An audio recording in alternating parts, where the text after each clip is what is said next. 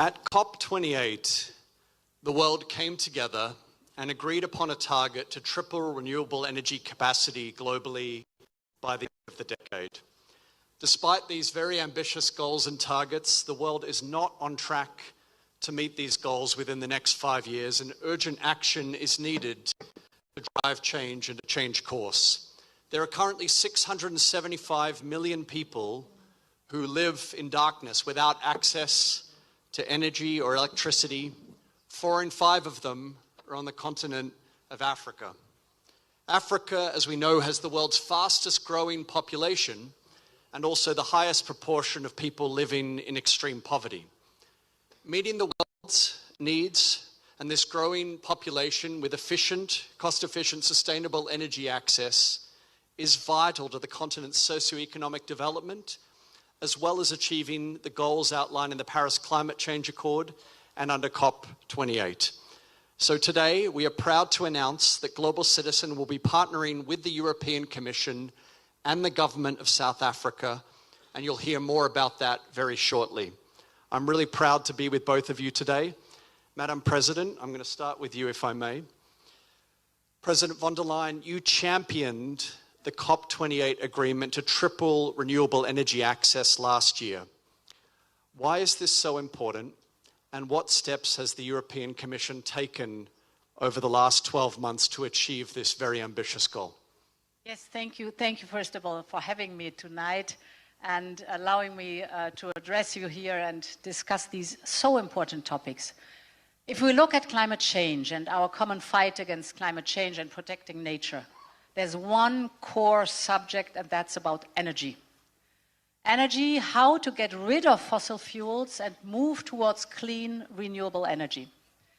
And therefore, before we had the COP28 in Dubai, a few like-minded teamed up, and we said we need to have not only the nationally determined targets as countries, but we need to have a global target on renewables and how to increase the amount of renewables.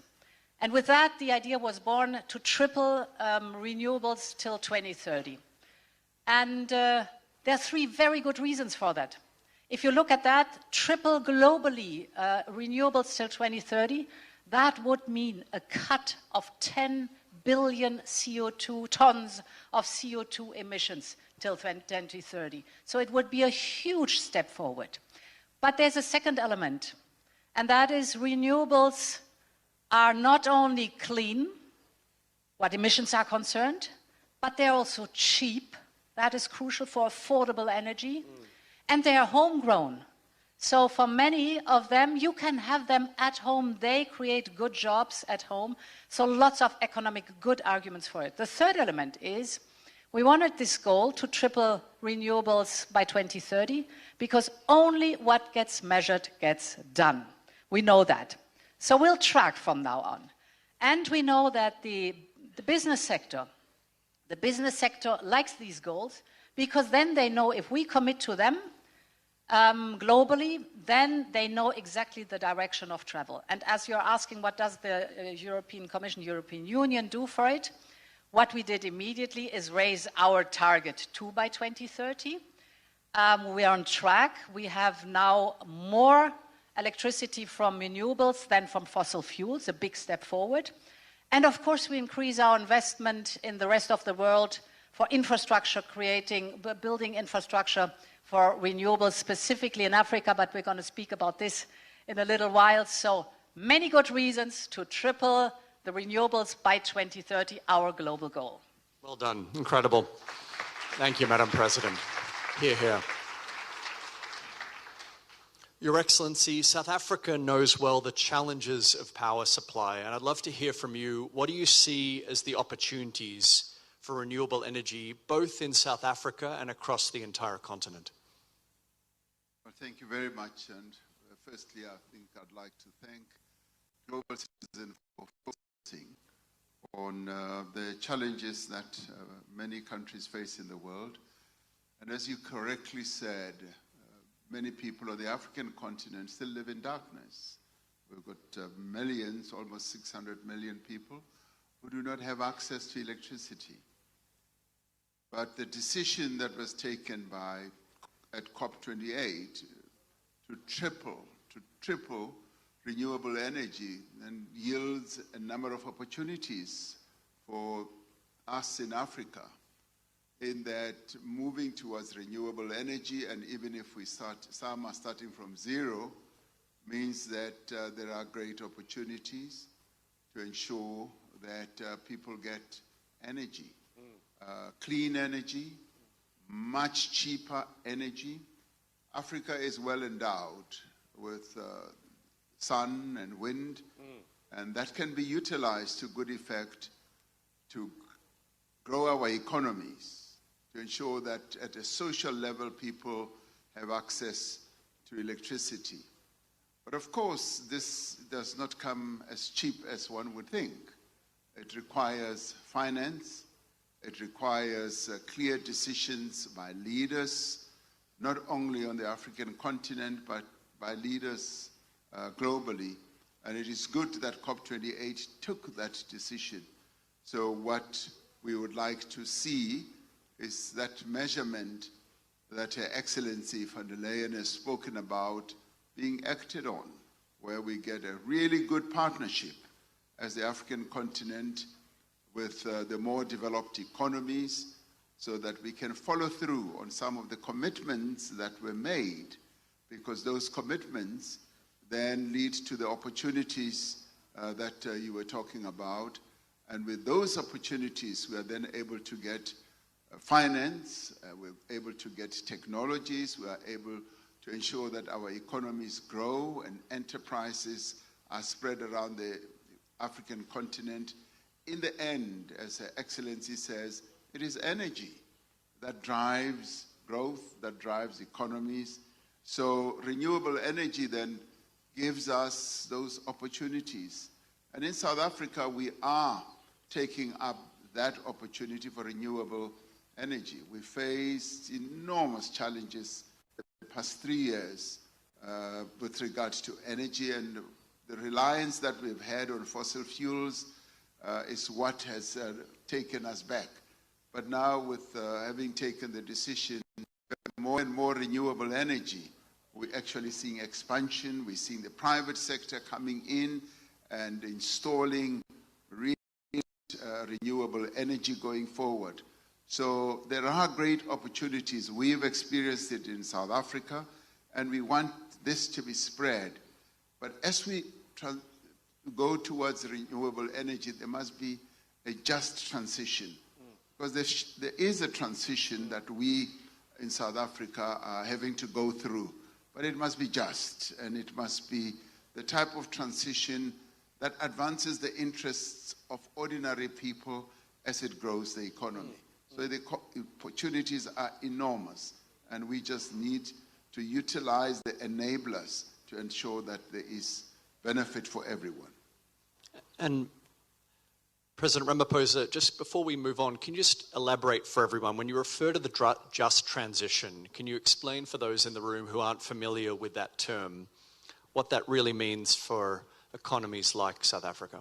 Well, just transition means that as we move towards renewable energy, we should not just say that we will transition to renewable energy without taking into account the livelihoods of ordinary people, the jobs that could be lost as we move to renewable energy, because right now we are much more dependent on fossil fuels.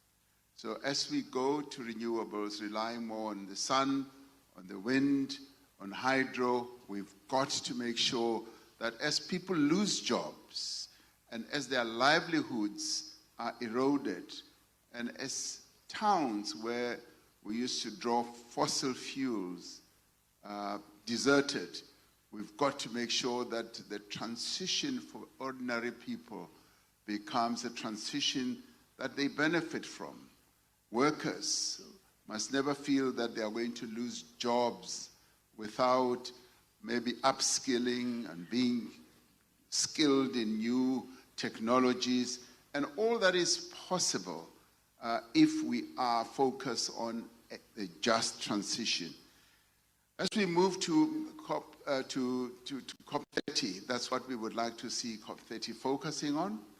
We are going to be president now of the G20, and we would like, and maybe you will talk about that in a minute, we would like the world, the more developed economies to also focus on how countries that now need more and more energy, renewable energy, can actually move in that direction without the destruction of livelihoods, without downscaling their economies, but with upskilling people, with giving people skills, new technologies, and cheaper finance that is going to enable all of us to benefit.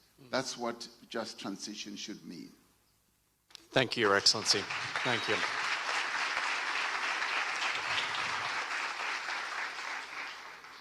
President von der Leyen, you're at a really exciting moment in that you've just won re-election and you're in the first year of your second mandate as President of the European Commission. Can you share with us how you'll use this next year in partnership with South Africa to advance this hugely ambitious agenda? Yes, so as you know, we have the European Green Deal, and we will stay on track to move forward with the European Green Deal. But I can pick up where you left, dear Cyril, because this means not only fulfilling our commitments, staying on track, being very clear that for the European Union, we want to be climate neutral by 2050 with all the goals that are behind it, really keep the course. But if we want to be successful in fighting climate change and protecting nature, we have to think globally. And therefore, the goal of tripling renewables by 2030 is so important. And I thank you, Cyril, for describing the situation in Africa, because we will only be successful if we leave no continent behind, and the transition in Africa is a just one. Africa has, as you said, all the resources necessary, in abundance, sun and wind and hydropower, etc. Africa has 60% of the best solar places worldwide, but only 3% of the global investments in infrastructure for renewables, only 3% go to Africa. And with that, the task is clear. We have to step up. We have to join forces that this changes for the better. And this is the reason why I thank you very much that you contacted me. The Global Citizens, again, were initiative and said, it's good to have this tripling of renewable energy by 2030, but what about Africa? Don't we have to step up together?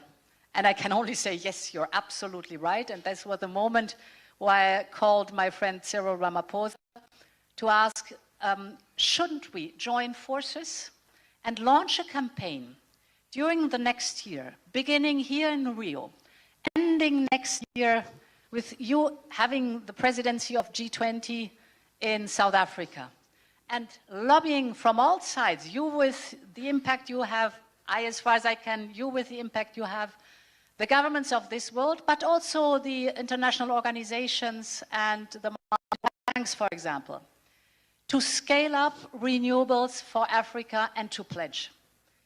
And this campaign, I think we should launch tonight. It's the perfect time,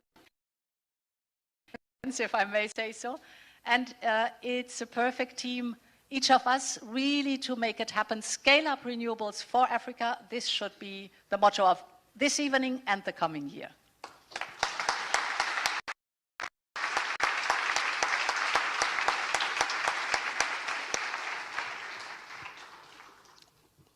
Well, can I start by saying that I think this is a hugely exciting campaign to launch in this context. And President Ramaphosa, you are about to embark on taking on this incredibly important role as president of the G20, and you're the first African head of state to do so, which is itself an enormous milestone. My question for you, as President von der Leyen outlined this ambitious goal over the next 12 months, cast your mind forward 12 months from now, and we're all gathered in Johannesburg alongside you for the G20 meeting. What does success look like, and how can we campaign together to make this an enormous success over the next 12 months? Well, thank you very much. We are honored and privileged, really, as an African country to be president of the G20 in the coming year. And we will be taking on this task on the back of what Brazil has done. They have achieved an enormous amount in the various negotiations they've been having, and also the focus that they have had, particularly when it comes to the financing track, as well as the climate financing. And we will be focusing, as they have, on issues of solidarity, because we do believe that solidarity, particularly at this stage of the geopolitics of the world, is very important, because it really addresses the needs of ordinary people, and it enables economies also to be empowered and to grow. We will also be focusing on the issue of equality, where there's been inequality, and I come from a continent where inequality has been rife. So we would like to see more and more equality being spread around and leaving no country and no one behind. But we also want to focus on what Brazil has also focused on, sustainable development. We do believe that development needs to be sustainable on a number of platforms, whether it is the empowerment of women, and I remember very well with Global Citizen when you came to South Africa and you brought Beyonce along with you, which made many people happy. You focused on girls and the empowerment of women. We also want to focus on ensuring that the access to finance is something that will be spread around, so that countries in the developing part of the world are able to access finance so that they can embark on infrastructure development. As Ursula was saying, one of the key challenges that faces our continent is lack of infrastructure development. And of course, this is a problem that emanates from our past of colonialism, and in my country, apartheid, but we want to move on. And if we have solidarity, and if we are armed with a sense of having equality across the world, leaving no one behind, I do believe that we will have sustainable development. And it is this that our presidency as South Africa is going to be focusing on, and mobilizing the world and getting solidarity from everyone to focus on solidarity. We do believe that we will be able to achieve great for humanity, and we will be able to move the development of human beings in the world forward. So that is going to be our focus. Thank you. Thank you.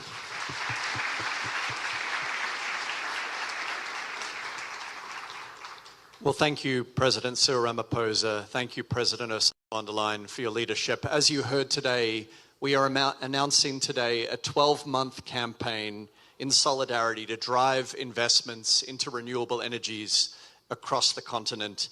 And we're inviting the private sector, we're inviting civil society, we're inviting governments, and also multilateral development banks to join us in this critical goal of tripling renewable energy access over the coming decade.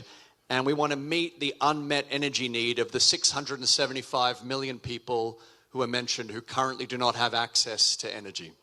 So we will be in Davos together. We'll be at the UN General Assembly at the Global Citizen Festival. We'll also be at the G20 next year. And we invite all of you to join us as we power our planet together. Thank you so much. Thank you.